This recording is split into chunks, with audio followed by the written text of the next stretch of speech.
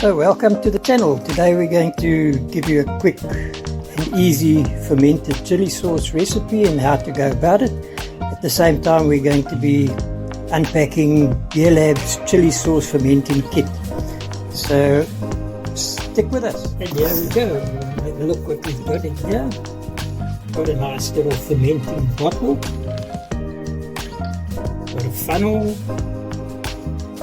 We've got some sanitizer, it's a no rinse sanitizer, and some sauce bottles, as well as a recipe book with some nozzles for the bottles once we've finished.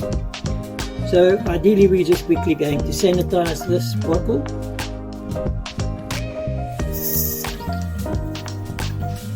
I've already got the ingredients here, and we're going to use filtered water with a salt solution.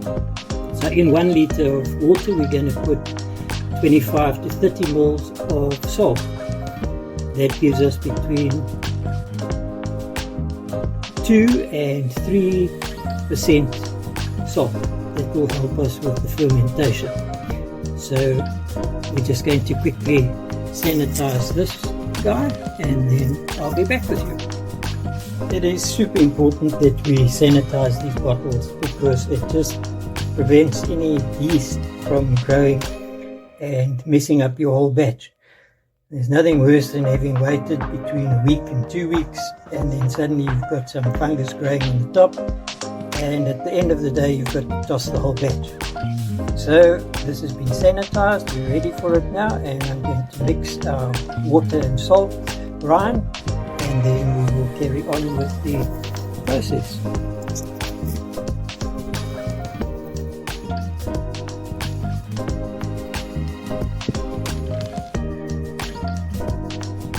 I'm going to put in 5 teaspoons.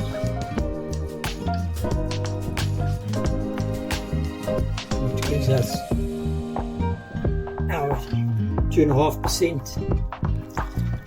adding a liter of water. I'm just going to dissolve this quickly.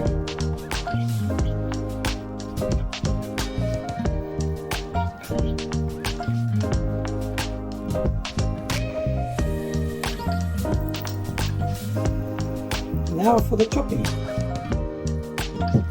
I've rinsed all these off.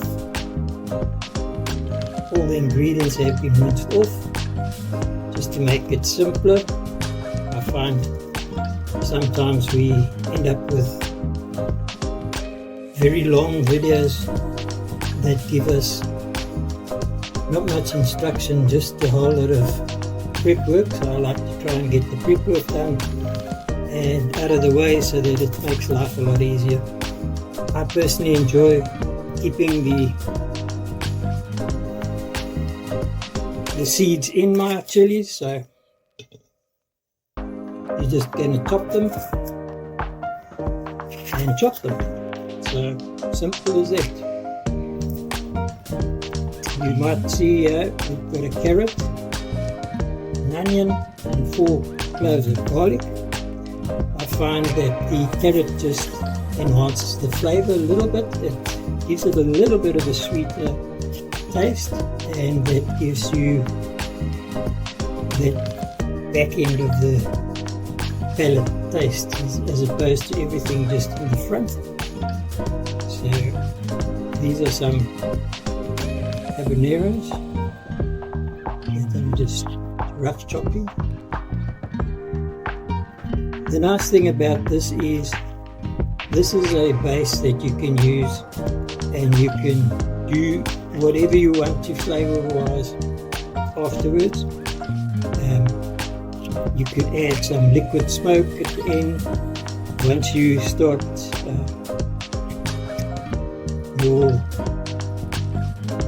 before bottling, and you start to chop it up with the blender and you blend it nice and fine.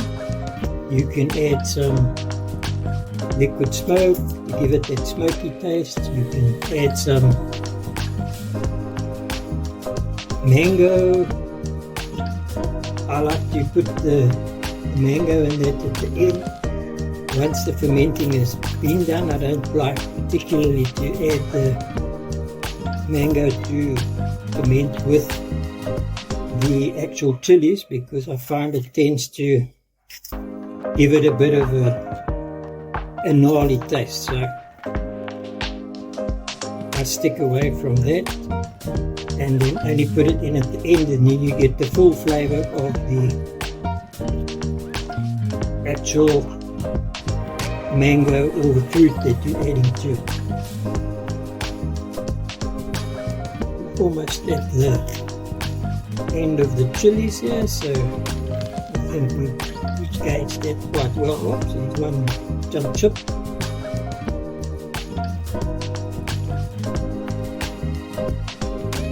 There we go, and now we're just going to quickly chop up the onion.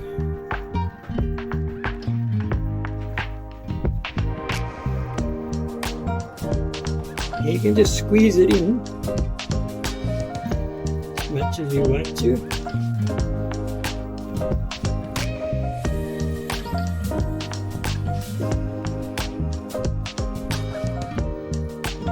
Carrot.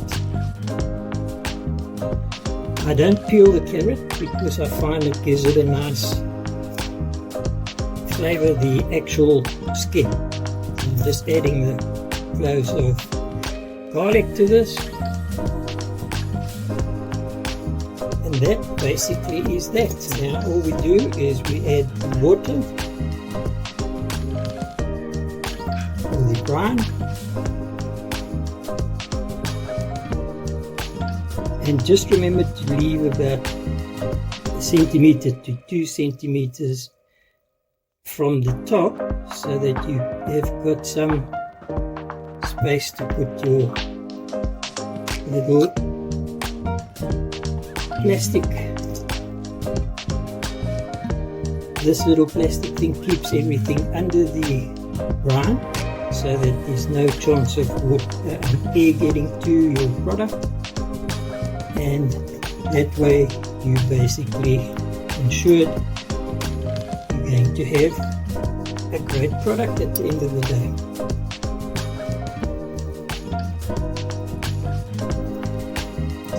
Put that on here quickly.